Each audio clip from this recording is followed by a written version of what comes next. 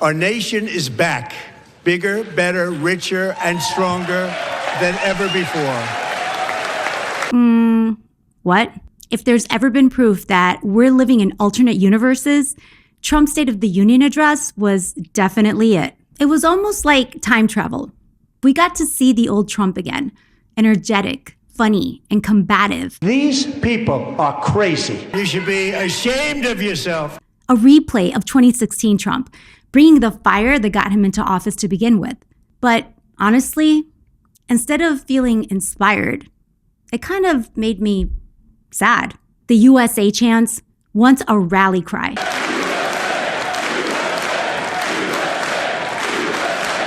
felt hollow. Flashback to a time when we really thought that we had a leader who would fight for us, and how painful it was to realize that we had been duped. The promises he made back then were exactly what we needed to hear, what most of us had prayed for. But actions speak louder than words. He didn't drain the swamp. Under Trump, the swamp swelled. He became a public lapdog for Israel, putting his handlers into office at our expense, using the DOJ to protect the worst predators amongst us, and weaponizing the FCC to quash all dissent. Sure, the address had 2016 vibes, but watching it with 2026 eyes, that shit just doesn't fly anymore. And as much as I wish it weren't true, it's obvious that the State of the Union address was just fake news. Let's get into it.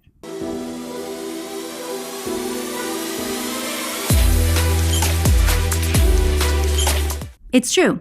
Murder rates and inflation are down.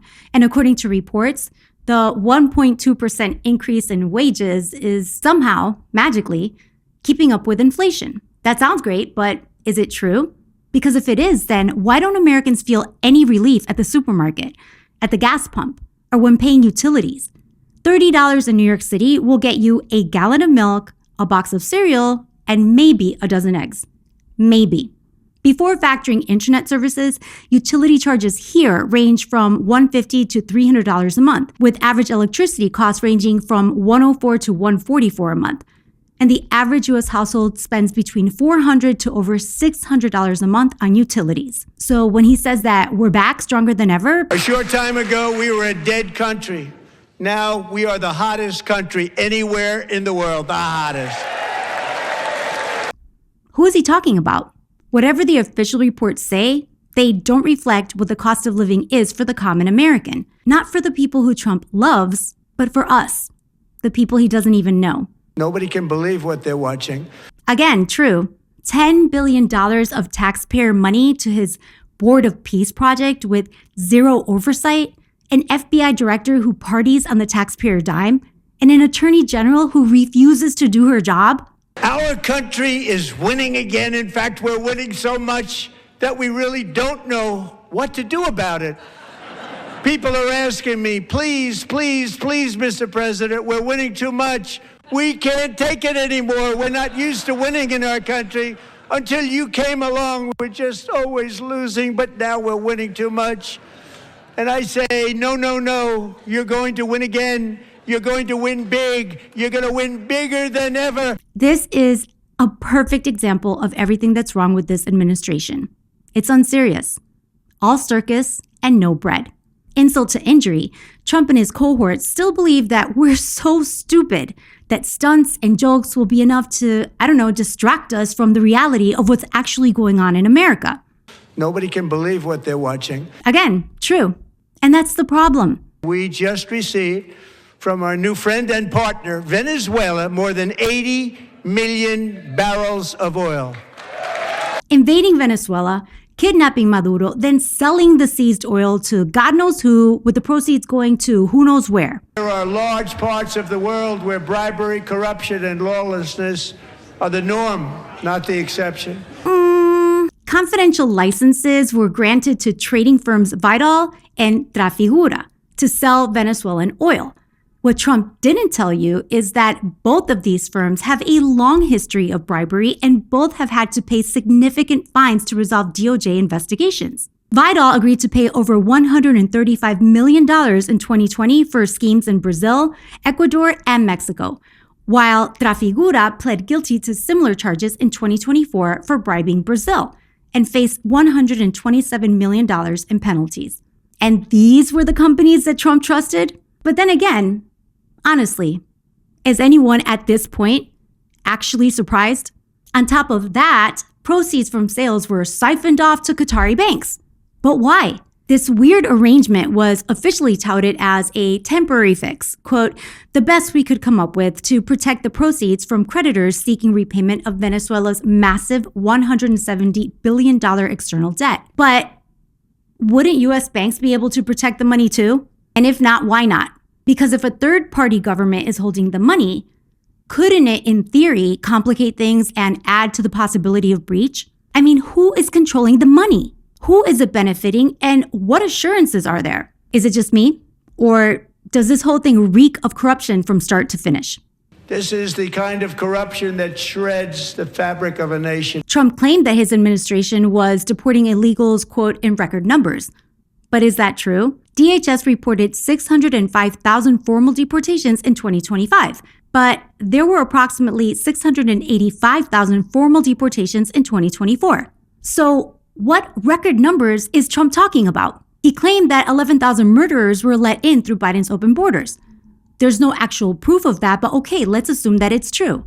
Biden let them in, but is Trump getting them out? What happened to mass deportations? Because official reports indicate that few immigrants targeted for deportation in 2025 even had criminal records.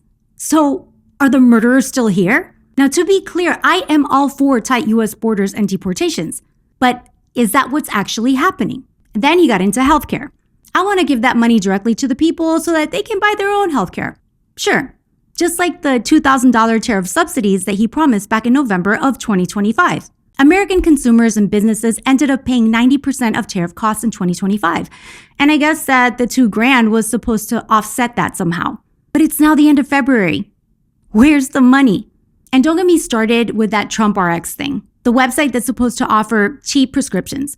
But to be clear, the sales are still benefiting big pharma giants like Pfizer, AstraZeneca, and Eli Lilly, who sell their products directly to consumers on the website, bypassing traditional and costly pharmacy benefit managers and insurance companies. That sounds great. But the truth is that there are already cheaper alternatives to the listed drugs available elsewhere. If Big Pharma swallows the competition through marketing, these other drugs will be even harder to find. Which brings us to Trump's most favored nation policy, aimed at capping drug prices at the lowest price paid in other, quote, comparable developed nations. But which nations? Thailand has the lowest drug costs, up to 90% cheaper than the global median, and much cheaper than Japan or France, where non-subsidized medications are still high.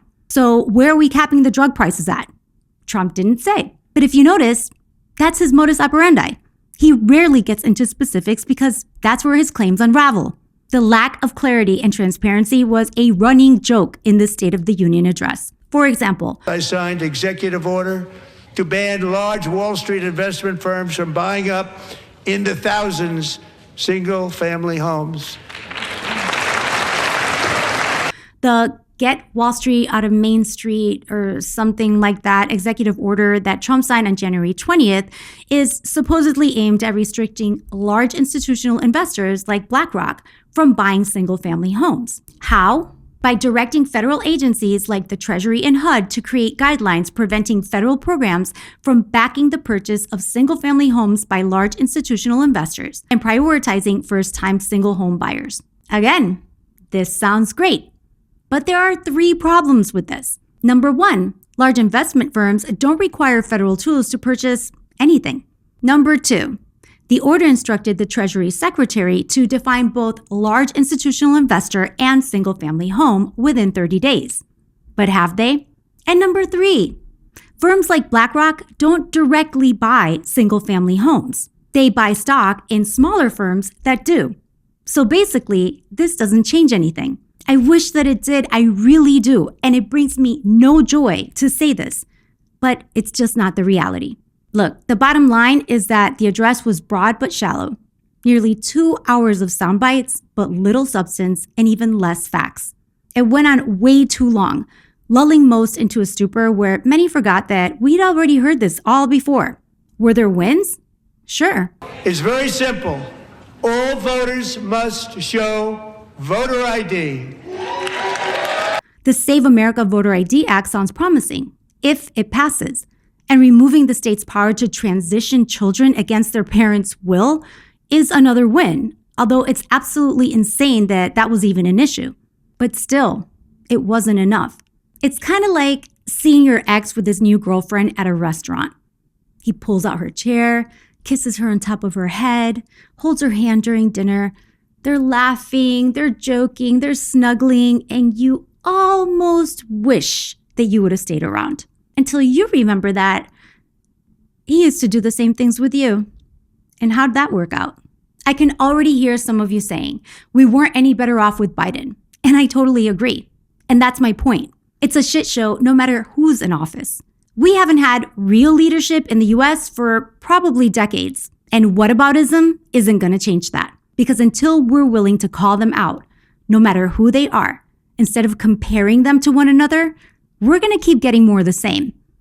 And quite possibly, even worse. No amount of pandering, jokes, stunts, or combative rhetoric, no matter how entertaining or nostalgic, can hide the fact that we're fast reaching a tipping point in the US, and no one's gonna save us but ourselves. See you on the next vid.